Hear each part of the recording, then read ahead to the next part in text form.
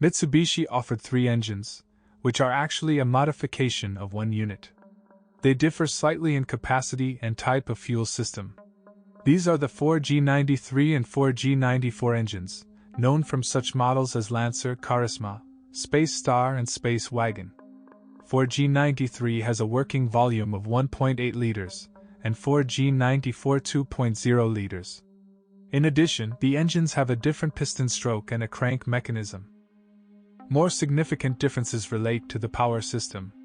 Both engines were equipped with direct fuel injection and received an additional GDI index. The unit with a capacity of 1.8 liters was also equipped with MPI distributed injection. Unfortunately, he developed less power, 114 horsepower, 160 Nm. The GDI version produced 120 horsepower, 174 Nm. 2-liter GDI, the most dynamic, 129 horsepower and 190 Nm of torque. The 1.8-liter MPI is most preferred. It is quite unpretentious and does not require special maintenance. Problems with it are possible only if the timely replacement of the timing belt is neglected. But if you update the belt every 60,000 kilometers, then nothing serious will happen. The engine allows you to install gas equipment. In this case, every 15 to 20,000 kilometers it is necessary to control the valve clearances, take care of the technical condition of the ignition system and gas installation.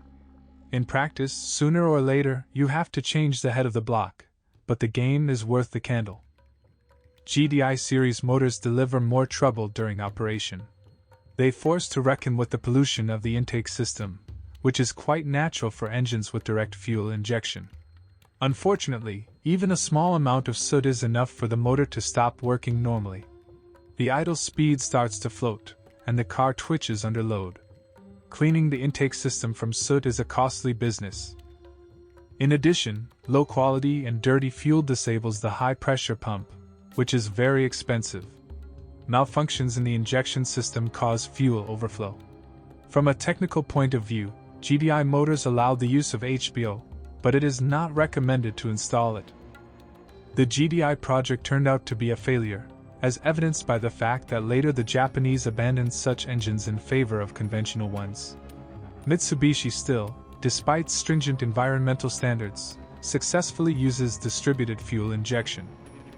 So is it worth buying a Pajero Pinin with a GDI engine? Quite. First of all, this is worth doing because of the all-wheel drive system equipped with a gearbox. It has a not too low gear ratio, which is 1.55. But this is quite enough to effectively overcome off-road. A multi-plate clutch is responsible for the distribution of traction along the axles, which can be locked or disabled by selecting 4WD or 2WD mode. Only in cars with 2.0 GDI and advanced SS4i, Super Select, all-wheel drive system was installed.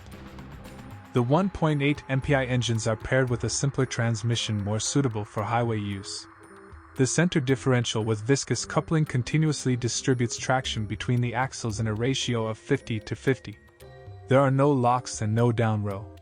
That is, efficiency drops as soon as one of the wheels loses contact with the road.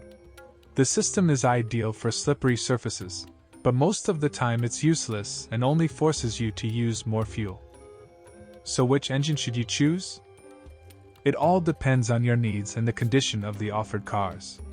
The market is dominated by machines with GDI. If you are going to regularly go to difficult places, then this is the best choice. For everyday driving on paved roads, the non-gearbox version with port injection, non-GDI, should be preferred. Mitsubishi Pajero Pinin, as a rule, does not cause serious problems, but has several ailments. One of them is corrosion. Fortunately, its scale is small. Rust pockets can be found in the lower part of the body, on the thresholds, wheel arches and door frames. Heavily rusted specimens are best avoided, as body iron is not easy to find. Corrosion also affects the elements of the exhaust system. We have to reckon with corrosion in the wiring and, as a result, with minor failures. Be very careful when choosing GDI versions, which can be real traps. The suspension is very simple and quite stable. Usually you have to change the rubber bands and bushings. The front arm is subject to restoration, as well as the 4 guide rods of the rear axle. Over time, play appears in the steering, the elimination of which will not require large expenditures. The braking system is quite reliable, especially at the rear, where a drum mechanism is used. The transmission needs routine checks for leaks, drive shaft play, and front axle engagement.